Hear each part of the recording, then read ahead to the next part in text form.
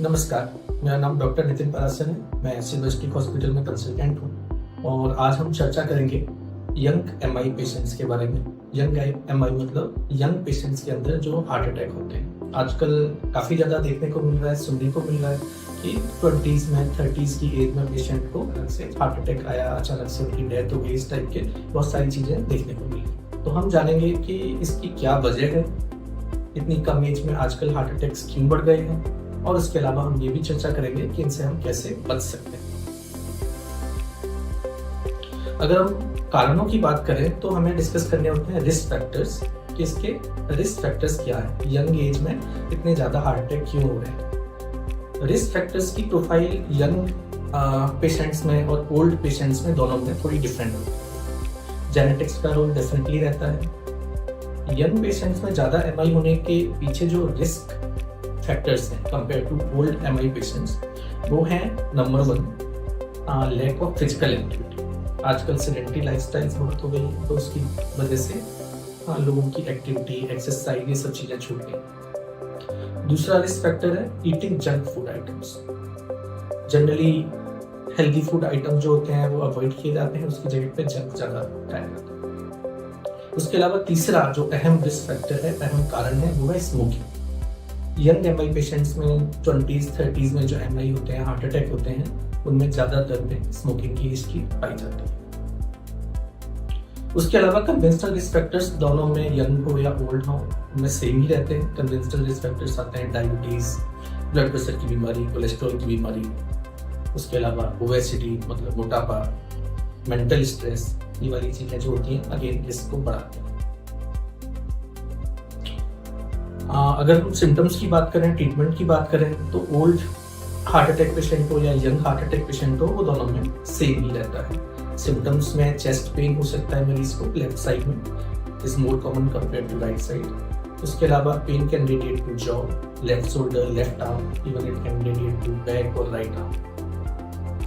Pen के अलावा घबराहट, पसीना आना, इंटेंस स्वेटिंग, डूमिंग सेंसेशन, ये वाली फीलिंग्स आ सकती है।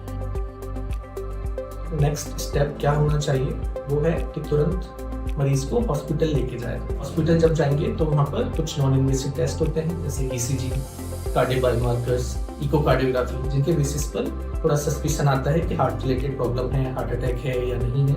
और अगर लगता है कि हार्ट अटैक है या फिर कंफर्म करने की जरूरत होती है, तो फिर इमरजेंसी प्रोसीजर्स करने होते हैं, जैसे कि एंजियोग्राफी। और अगर हार्ट अटैक है, ब्लॉकेज है, टाइट ब्लॉकेज है, तो फिर उसको इमीडिएटली ओपन करवाना पड़ता है।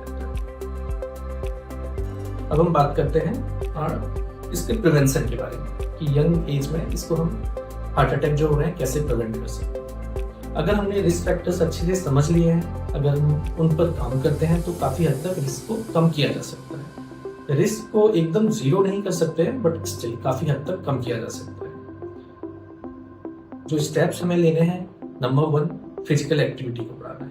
एक्सरसाइज करना है, डेली वॉक करना है, एटलीस्ट 45 मिनट्स और 1 आवर डेली वॉकिंग होनी चाहिए, या फिर एक्सरसाइज करना। अगर फिजिकल एक्टिविटी बढ़ेगी, सेडेंटरी लाइफस्टाइल खत्म होगी, तो रिस्क को हम काफ़ी हद तक कंट्रोल कर सकते हैं। दूसरा, जंक फूड आइटम्स को अवॉइड करें, कंप्लीटली अवॉइड करें। जितना हो सके बाहर का जंक नहीं खाना है, घर पर भी तली हुई चीज़ें अवॉइड कीजिए। नॉर्मल खाना खा सकते हैं, हरे पत्ते वाली सब्जियाँ, दाल वगैरह, ये सब चीज़ें ठीक है, ये सब चीज़ें ज़्यादा ले सकते हैं। तीसरा इंपॉर्टेंट चीज़ है स्मोकिंग।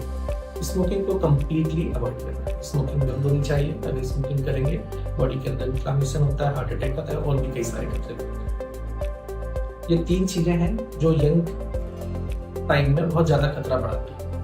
उसके अलावा किसी मरीज को बीपी की बीमारी है, शुगर की बीमारी है, कोलेस्ट्रॉल ज्यादा है, तो उन सब मरीजों को ये रेगुलरली चेक कराना है, कंट्रोल रखना है। मेंटल स्ट्रेस पर काम करना, रिलेटेड मेंटल स्ट्रेस हो या फिर घर पर स्ट्रेस हो, वो सब चीज़ें अवॉइड करनी है। स्ट्रेस कम करने के लिए योगा, एक्सरसाइज, वॉकिंग, ये सब चीज़ें कर सकते हैं। And last thing is regular medical checkup. Risk factors से रिलेटेड रेगुलर चेकअप होने चाहिए। तो अगर शुगर की बीमारी निकलती है तो पहले लाइफस्टाइल चेंजेस से कंट्रोल किया जाता है। बीपी की बीमारी अगर किसी को पता चलती है तो पहले लाइफस्टाइल चेंजेस किए जाते हैं। अगर नहीं कंट्रोल होती है तो फिर मेडिसिन की जरूरत है। रिस्क फैक्टर्स को टाइमली डिटेक्ट कर लेते हैं, उनको कंट्रोल कर लेते हैं मेडिसिन से प्लस लाइफस्टाइल मॉडिफिकेशन से, तो उसकी वजह से जो कॉम्प्लिकेशंस होते हैं लाइक हार्ट अटैक, तो उनको हम काफ़ी हद तक कम कर सकते हैं।